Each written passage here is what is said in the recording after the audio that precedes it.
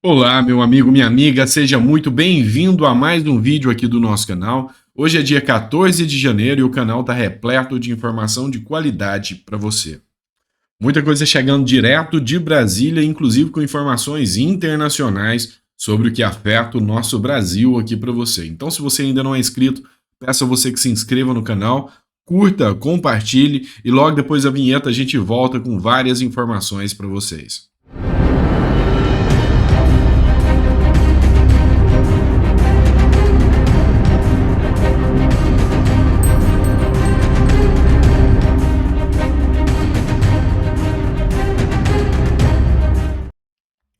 Pessoal, bom dia a todos. Vamos começar trazendo uma notícia sobre Nicolás Maduro, que fez uma declaração polêmica, e Luiz Inácio Lula da Silva. Um dos grandes problemas de quem rejeita Lula como presidente é o fato de temer que o Brasil possa entrar num estado comunista, possa se tornar uma Venezuela. Pois bem, ontem aconteceu uma declaração muito polêmica referente a Nicolás Maduro, e crédito da matéria aqui do jornal Pleno News. Maduro propõe a Lula criar um bloco político aliado à Rússia e à China. O ditador da Venezuela, Nicolás Maduro, disse que conversou com o presidente do Brasil, Luiz Inácio Lula da Silva, sobre criar um bloco político de esquerda nas regiões latino-americanas e caribenhas, com a finalidade de unir forças com a Rússia e a China. A declaração ocorreu durante o discurso na Assembleia Nacional, feito nesta quinta-feira. Na ocasião, o presidente da Venezuela, Nicolás Maduro, mencionou que já tinha conversado sobre o tema com representantes de outras nações vizinhas, inclusive todos de esquerda, Gabriel Boric, o próprio presidente da Argentina, dentre outros. E isso reforça muito a narrativa de todos aqueles que eram apoiadores de Bolsonaro, que temem que o Brasil possa partir com um viés de socialismo e um viés de venezualização, que é um grande temor de vários brasileiros em relação a Lula. Agora nós falaremos sobre Jair Messias Bolsonaro e Alexandre de Moraes. Alexandre de Moraes acabou por aceitar a instauração de uma investigação contra o presidente Jair Bolsonaro.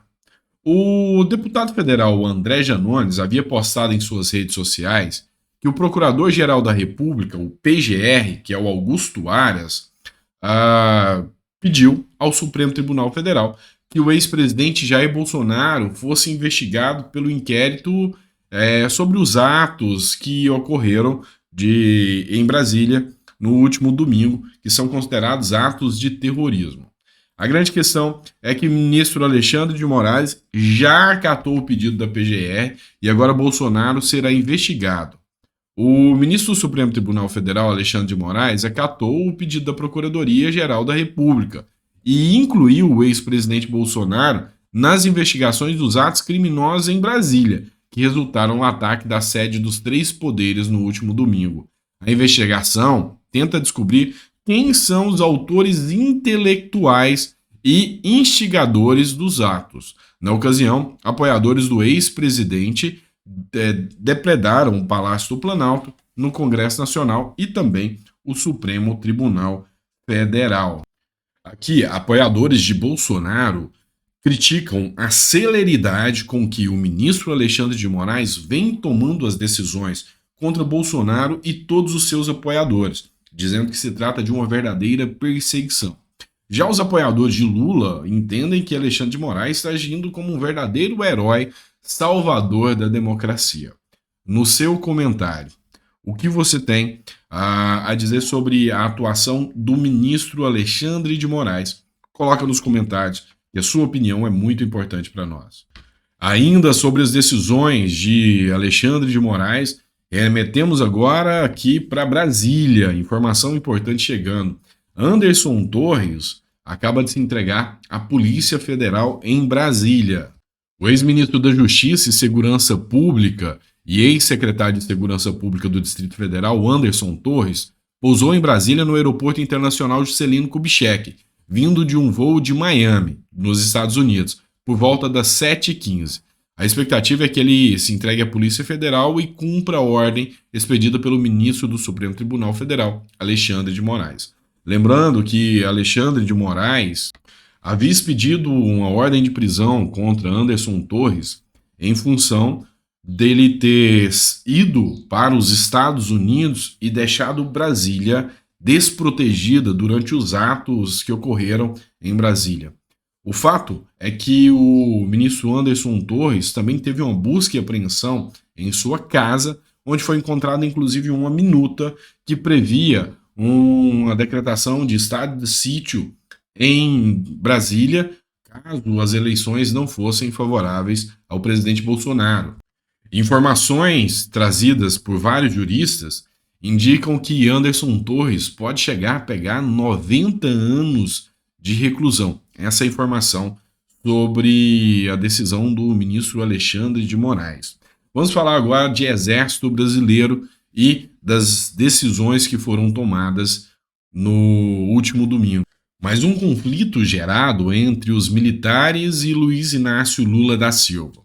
Preso em Brasília, o conhecido como fuzileiro Osiel, que é apoiador do ex-presidente Jair Bolsonaro, disse que integrantes do Exército orientou os golpistas que saíssem do Planalto após a chegada da PM.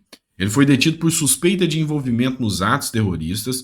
Osiel Lima concorreu em 2022 ao cargo de deputado estadual em Santa Catarina, mas não foi eleito. Conhecido como fuzileiro Osiel Santos, ele foi candidato a deputado estadual por Santa Catarina. Foi preso em flagrante durante os atos ocorridos em Brasília no último domingo. Durante depoimento à Polícia Civil, ele declarou que durante o vandalismo do Planalto e após a chegada da tropa de choque da Polícia Militar, um comandante do Exército falava para que os manifestantes fizessem o uso da saída de emergência e os convidou a sair. O homem não disse o nome do militar que teria facilitado a fuga dos manifestantes. No entanto, em seguida, os militares das Forças de Segurança Pública do Distrito Federal chegaram e deram voz de prisão a todos os terroristas. O depoimento foi obtido com exclusividade pela TV Globo na última quarta-feira.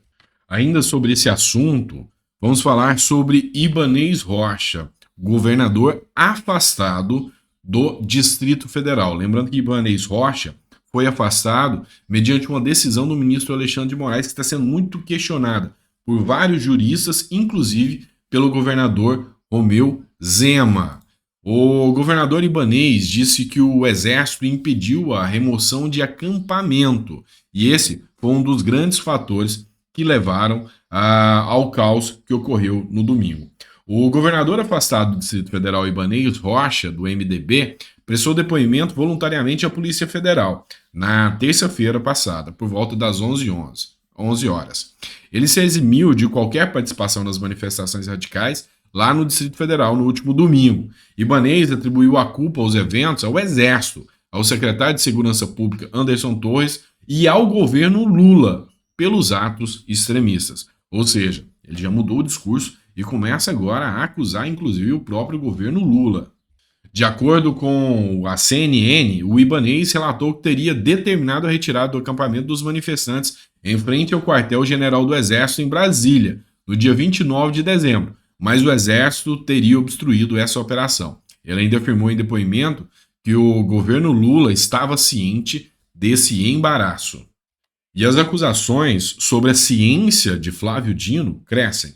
Acabou de chegar até a mídia informações de que Flávio Dino havia enviado mensagem a Ibanez Rocha um dia anteriormente, informando que sabia que os atos aconteceriam no domingo e que assim Flávio Dino também teria responsabilização, e não só o Exército Brasileiro. Entretanto, uma ação foi impetrada pelo Nicolas Ferreira, deputado federal de Minas Gerais, e Alexandre de Moraes arquivou a acusação, falando que Ibanez não tem qualquer responsabilização sobre os atos. Voltando a falar agora sobre Bolsonaro, o jurista Ives Granda Martins informou que, em relação ao documento encontrado lá na casa de Anderson Torres, que é a minuta achada lá, é um papel que não tem validade jurídica nenhuma.